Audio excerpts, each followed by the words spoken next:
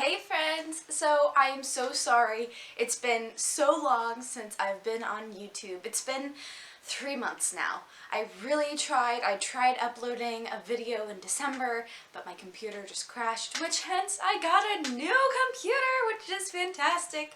But yes, I'm back. So we're finally at the turning point where I can devote more time to sewing and filming and being on YouTube. So I'm very, very excited. Without further ado, let me just dive right in and explain what you can expect from this video. I've been dying to do this basically since Little Women came out. I've got a kitty cat coming in. You wanna come and say hello? Oh my goodness, she's so big. With all of that said, today's video is a special one, and is one that I've also been really wanting to do, but also kind of putting off to the side because I'm a very harsh movie critic, or film critic. When Frozen came out, I was like, no, they're going to ruin it. And I hadn't even seen it. I had just seen the previews and I was just thinking, oh, this is going to be awful. But I ended up loving it. So that just should let you know, I go into watching movies with a very, not really judgmental, but very critical eye. And then I surprise myself if I like it. So today's video is going to be about the Regency period and making a French court dress. And we're going to watch Bridgerton. So how each episode will begin will be me doing just basic research on when the TV show or the series takes place. Based on when that century or decade is in the period drama world, I will make or attempt to make a costume according to the parameters and societal expectations and the historical methods of that century. And then we will watch that show, TV show or movie, review it, and try to enjoy it with our snacks, because we really do love our snacks. Don't we, Jane? We love our snacks. Yeah. A lot of people in the historical community, they don't like Bridgerton very much. Mostly based on the costumes. But I'm going to try to make my own Regency dress, which I really don't like the Regency period because it does not look good on me. But anyway, I'm going to stop rambling and we're going to start jumping into the video. I hope that you guys find it humorous or enjoyable, but let's do it. Let's go, Jane. Whew. Well, to kick off, Bridgerton takes place in the Regency time period, which in general terms is dated around 1795 all the way until 1825. But the TV show itself takes place in 1813 in England, and that's really important to note. And really, that's all I know about the TV show. That, and I've tried not to watch reviews on what other people have said so I can keep an open mind, but you know, when it's become the talk of 2021, kind of hard to just keep an open mind, isn't it, Jane? What I have planned for today is making a Regency French court gown. The French court style is much more what we associate with the glamorous, chic, very romantic style of dress, with the white silk underneath and like a really nice capey like train in the back. And that is specifically French court fashion. English court fashion is this. So, not that great. It's, you can kind of pick it apart and actually see, yeah, they've got the Empire bodice at the top, but they've also tried to incorporate the 18th century panniers all the way up here instead of being at your waistline. It just makes you look like a cupcake. Not like a good cupcake, kind of like a, oh my god. I am going to be using a commercial pattern, mostly because I really just don't like the Regency time period that much, so I haven't spent a whole lot of time in making my own patterns. We are going to be using the Simplicity 4055 pattern, and it was actually made by Sense and Sensibility Patterns, which is a historical pattern company. So if you want to head over to their website, they've got tons of patterns as well.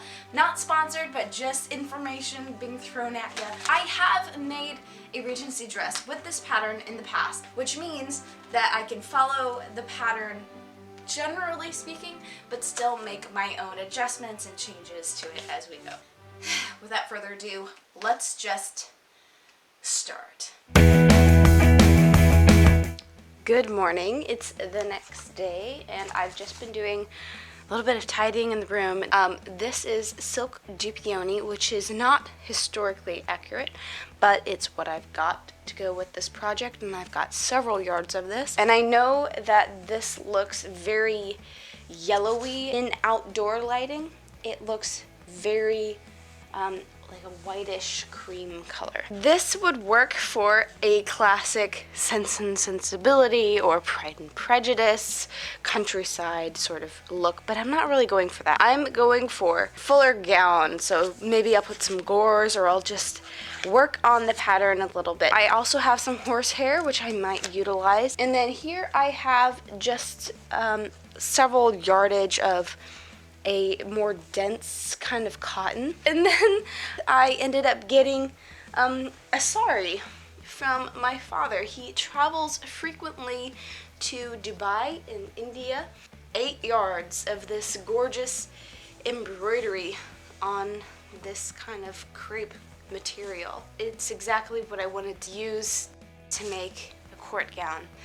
However, I think I need to do some machine washing on it. First things first, the dress always comes first, so let's just begin working on that.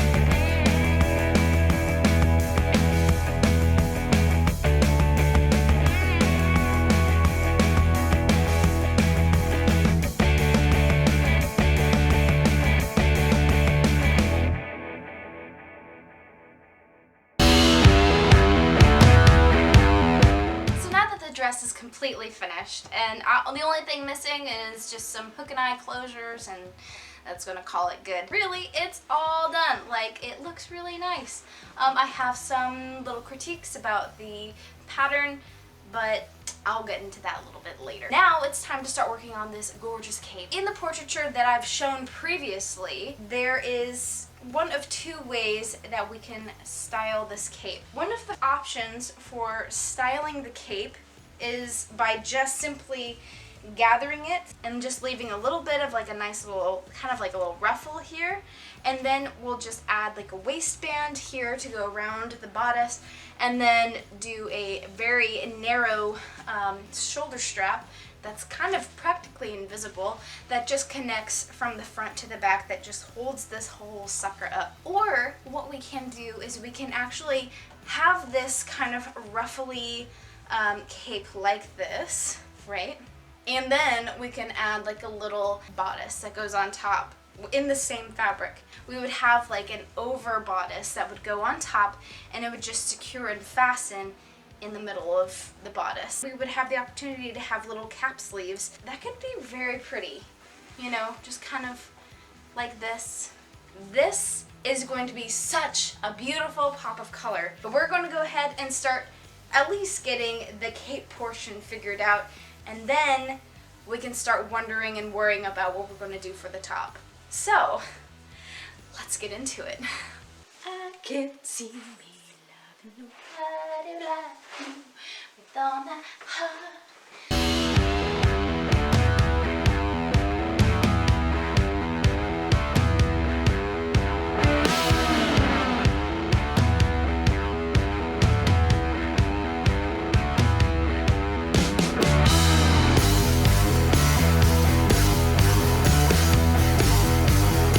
Okay, so last night I was able to get a ton of work done, but look at just how beautiful it is. Like, whew, I decided to just go ahead with the traditional back like this instead of doing a bodice top here. I'm really excited about that, but like, holy smokes.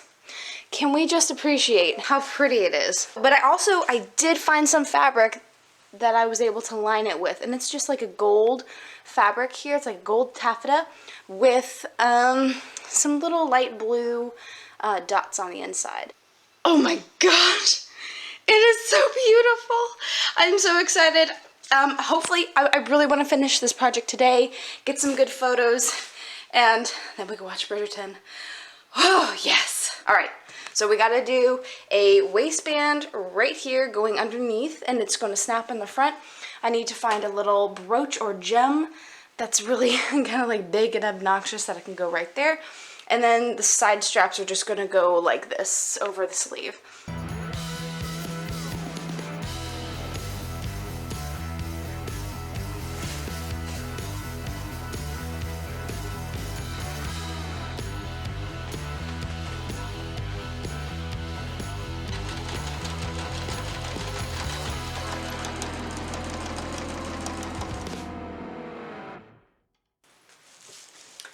Well, all right. The costume is all done. Now it's time to get our hair and makeup done, and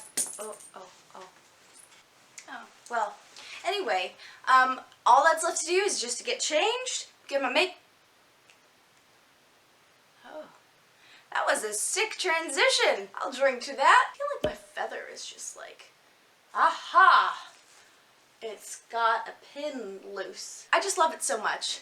Like, this dress probably is what's making me consider liking the Regency fashion now. But now we just need to go get photos and pictures and then watch Bridgerton, which I'm kind of like, I've got mixed emotions about it. Dread, and also like, I just can't wait to see what they mess up. And snacks. Oh, let's go get the snacks. Let's go.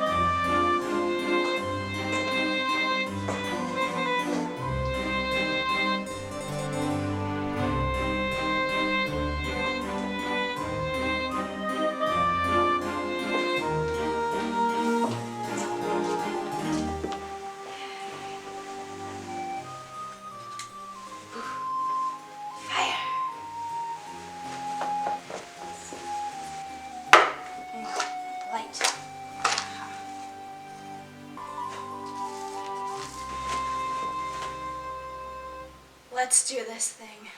I need tea and I need my snacks. Hold on. Okay. Things are happening.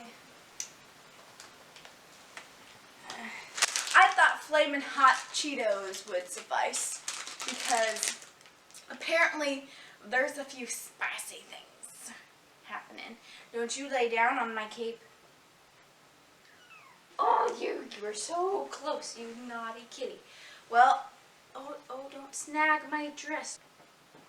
Look, Janie, we have snacks.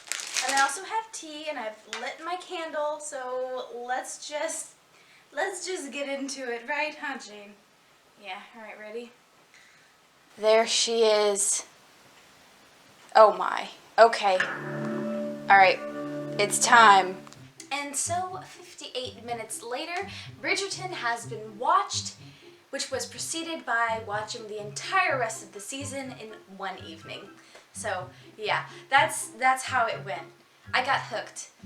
But I do have lots of emotions and lots of feelings. So, some of the very first emotions that I initially felt was shock.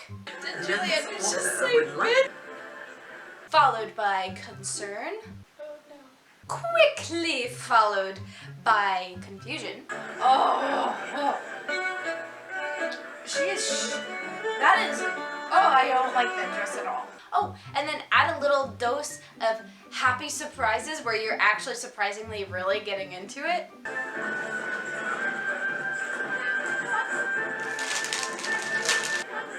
Mr. Darcy times 10 and not in a good way. The spicy drama level is high. He's a control freak. But I do have to say, there was a couple moments where there was some dislike. No. I don't Lady Bridgerton. like that. I don't like any of their clothes.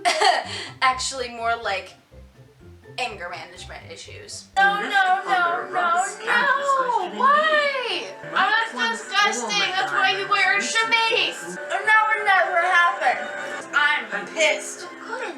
So, yeah, so that's how my movie experience went. But let's just swing on into the good and the bad from my perspective. Does Bridgerton find a spot on the shelf of the best, most juicy, most romantically delicious TV shows and movies?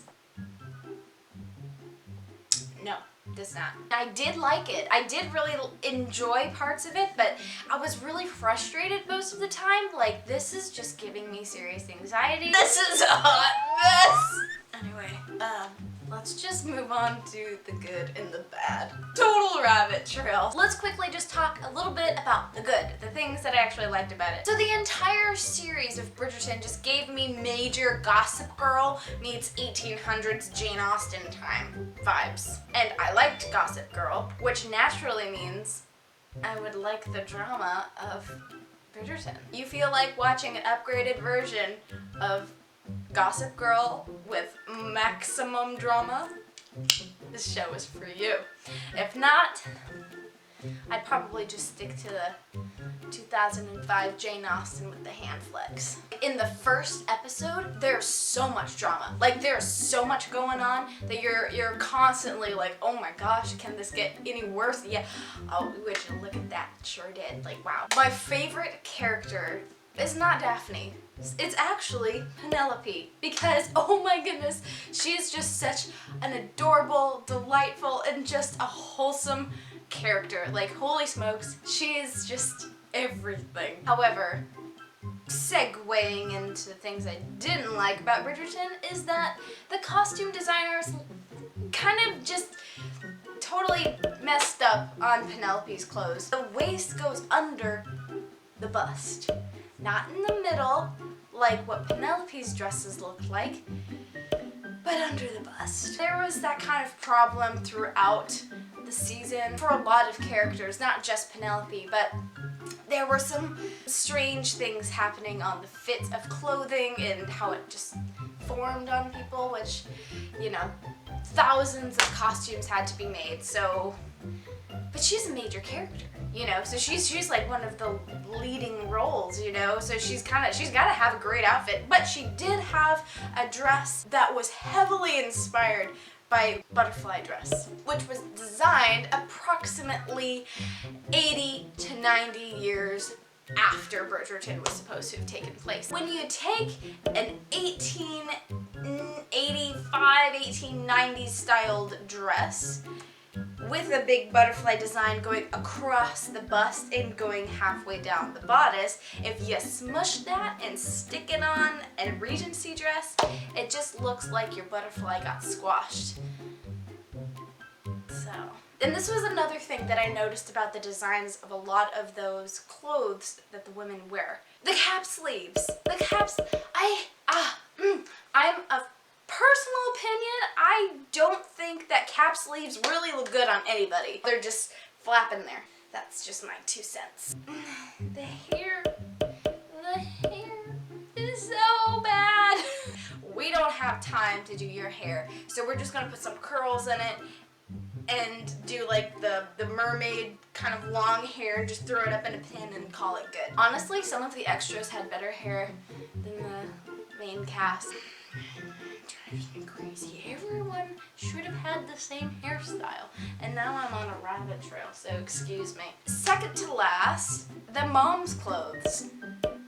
I kind of wanted to just get up and leave. You know, like, ugh, when would they ever have worn super tight, full bodiced outfits? The only thing that's missing is the bustle. So, didn't like that. Last but not least, the men's clothing.